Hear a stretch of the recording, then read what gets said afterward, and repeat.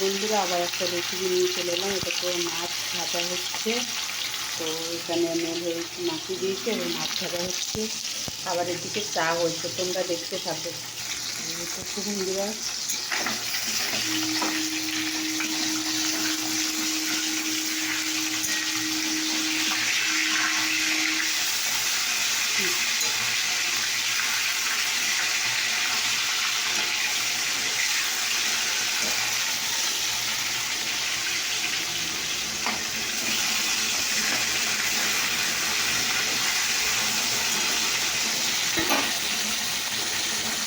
তো দেখো বন্ধুরা, মাছ কাটা ভাজা হয়ে গেছে।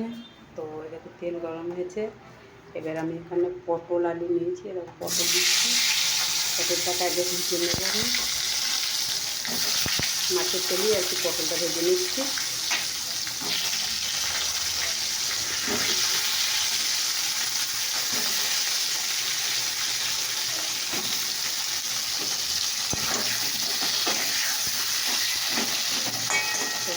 ভাজা হোক। তো দেখো বন্ধুরা, পটলটা হচ্ছে। আবার তোমার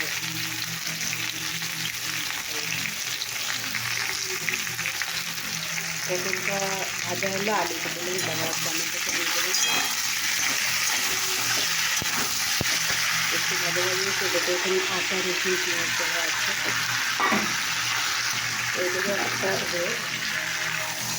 জল দিয়ে দিচ্ছি, বুঝলি? জল দিয়ে দিচ্ছি। এবার দেখতে থাকো। এটাকে পরিমাণ মতো হলুদ দিয়ে দিলাম। হলুদ দিয়ে দিলাম, নুন পরিমাণ মতো দিলাম, জিরে গুঁড়ো দিলাম, লঙ্কা গুঁড়ো দিলাম।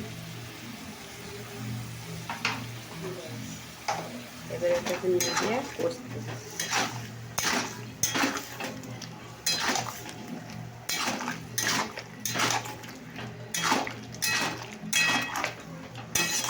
এটা কষা হবে। চলো বন্ধুরা, এবার পেঁয়াজ বুঝতে পারছো, পেঁয়াজ ফেলে দিয়েছি। এটা কী করবে তোমরা দেখতে থাকো। এটা আমি কী যে করছি সেটা তোমরা দেখতে থাকো।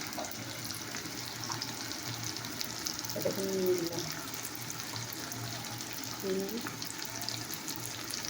এবার একটু হলুদ লঙ্কা দিই।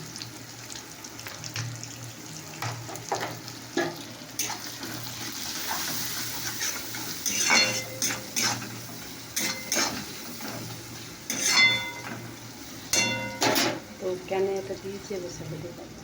এই যে মাছ কাটা আছে, মাছটা একটু মানে একটু গন্ধ গন্ধ ছাড়ছে বলে আমি পেঁয়াজটা দিয়ে ভেজে নিচ্ছি, বুঝতে পারছো?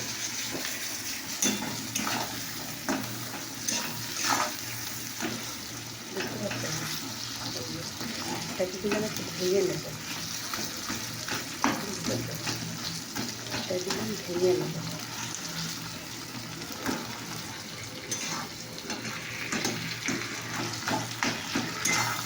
তবে এটা ভাজাটা ভালো হবে।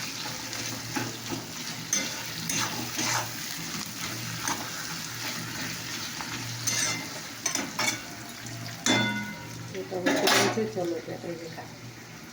তো এটাকে মাছটাকে দিয়ে কষালে পটল আলু একটা ডালনার মতো বুঝতে পারছো? এবার চলে জল ঢালতে হবে, দেখতে থাকো।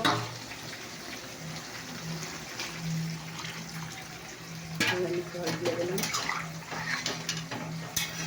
এবার এটা সেদ্ধ হয়ে গেলি।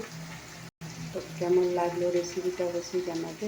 আর এটা মাছ পেঁয়াজ দিয়ে ভাজছি, আবার একটু গন্ধ হয়ে গেছে বলে। তো কেমন লাগলো অবশ্যই কমেন্ট করে জানাবে।